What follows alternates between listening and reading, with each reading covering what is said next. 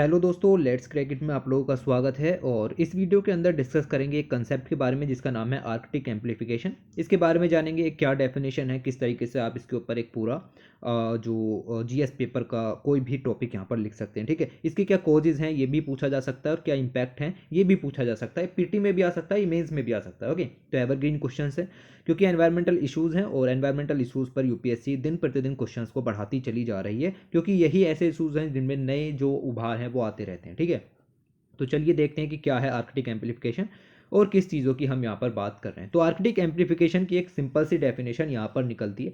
देखिए, पूरी दुनिया का टेम्परेचर यहाँ पर जो है वो बढ़ रहा है। ठीक है, ये बात आपको माननी पड़ेगी।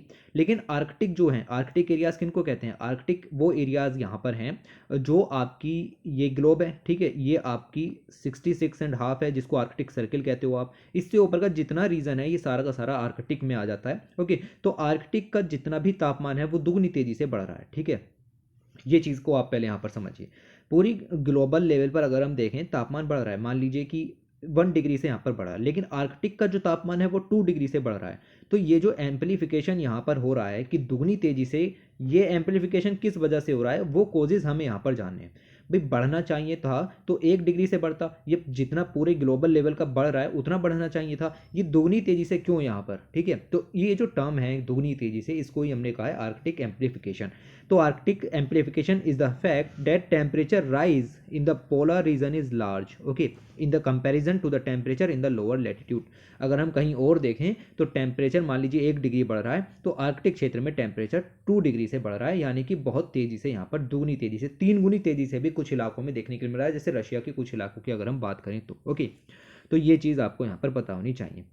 The warming trend in the Arctic is almost twice, okay, तो 2 गुना, मैंने जैसा कि आपको बताया ग्लोबल एवरेज के दुगने तेजी से यहाँ पर चीज़ें बढ़ रही हैं। ओके, तो अगर आप ये ग्राफ देख सकते हो बहुत इजी तरीके से, पूरे ग्लोबल लेवल का अगर आप देखें ब्लू कलर की लाइन में तो आपको दिखेगा टेम्परेचर नीचे है, जबकि आर्कटिक की अगर हम बात करें टेम्परेचर ऊपर है और इसके बीच में गैप काफ़ी ज़्यादा है। ओके, तो आप समझिए कि ये अगर 1 डिग्री यहाँ पर बढ़ा है तो ये आपका 2 डिग्री यहाँ पर बढ़ा है। ठीक है जी, तो ये बहुत सिंपल है, ये आप एग्जाम में भी बना सकते हो। ठीक है, ये आप एग्जाम में भी बना सकते हो, बस ये जो लाइन है इसको आप सीधी कर देना, बात खत्म हो गई। ओके, तो ये तरीका होता है। ओके, ऑलराइट, तो ये इस तरीके से आपको यहाँ पर पता होना चाहिए कि आर्कटिक का टेम्परेचर दुगनी तेजी से बढ़ रहा है। ये देखिए आप। ठीक है, इससे आपको ये चीज़ क्लियर हो जानी चाहिए कि आर्कटिक के अगर हम पूरे क्लाइमेट की बात करें तो जैसे जैसे टेम्परेचर बढ़ेगा, सिंपल सी बात है, आपकी बर्फ़ पिघलेगी। ठीक है, आर्कटिक एरियाज पूरी तरीके से स्नो कवर्ड हैं और वहाँ पर आपको पता है कि आइस जो है वो यहाँ पर पिघलेगी जैसे ही टेम्परेचर बढ़ेगा।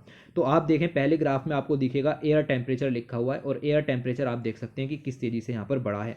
ठीक है, ग्राफ नीचे था, नीचे से आप देखिए कि किस तरीके से 2020 तक की अगर मैं बात करूं तो ऊपर पहुंच गया। ठीक है, अब दूसरी तरफ अगर आप देखें टेम्परेचर बढ़ने के साथ साथ सी आइस एक्सटेंट लिखा हुआ है, मतलब कितना विस्तार था बर्फ का वो कितनी तेजी से यहाँ पर कम हो गया। तो आपको धीरे धीरे पता चलेगा कि भाई ग्राफ जो है वो पूरी तरीके से नीचे आ चुका है।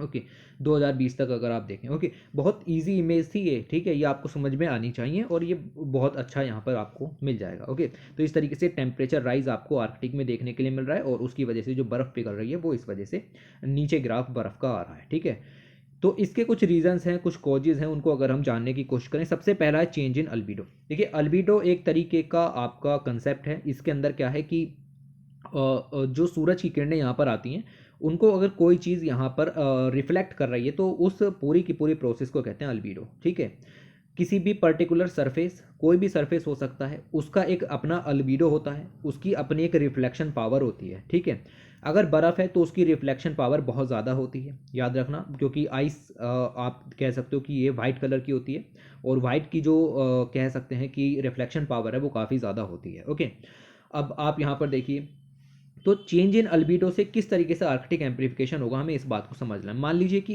इस पूरे इलाके में यहाँ पर आपकी आइस थी। ठीक है, इमेज में देखिएगा, यहाँ पर पूरी आपकी आइस थी, यहाँ पर आपका रेडिएशन आया और आइस ने इसको रिफ्लेक्ट कर दिया, लेकिन अब यहाँ की आइस पिघल चुकी है। मान लीजिए आपका 1 डिग्री सेंटीग्रेड तापमान यहाँ पर बढ़ रहा था और उसके हिसाब से आपकी आइस पिघल गई, लेकिन आप देखें कि अगली बार ये आइस अगर आपकी पिघल गई है तो ये सूरज की किरणें रिफ्लेक्ट नहीं होंगी, ये और आइस को यहाँ पर पिघलाएंगी, यानी कि अगली बार दुगनी तेजी से यहाँ पर आप देखो कि जो बर्फ़ यहाँ पर पिघलेगी। तो ये एम्प्लीफिकेशन हुआ, पहले जो बर्फ़ थी अब उसके कारण भी यहाँ पर जो क्षमता है आपकी प्रकाश की इसको पिघलाने की बर्फ़ को, वो दुगनी तेज़ी से यहाँ पर होगी, जिसकी वजह से आपका ये सब चीज़ें हुआ। Albedo is a measure of how much light hits the surface is reflected. तो रिफ्लेक्शन के मेजर को अल्बीडो में यहाँ पर मापा जाता है, आप देख सकते हैं।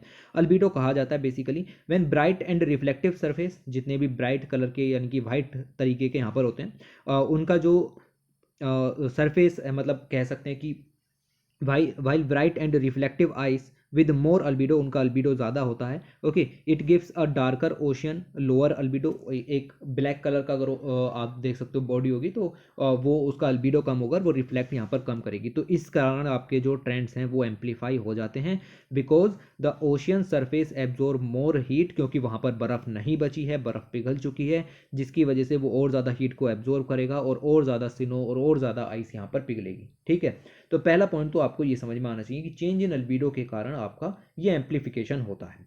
होना तो था ही, लेकिन क्यों दुगनी तेजी से हुआ उसका रीज़न आपको ये पता चला। दूसरा एक और कंसेप्ट आता है, ओशन करंट्स भी यहाँ पर जो है वो चेंज हो रही हैं धीरे धीरे, जिसकी वजह से ये चीज़ें आपको देखने के लिए मिलेंगी।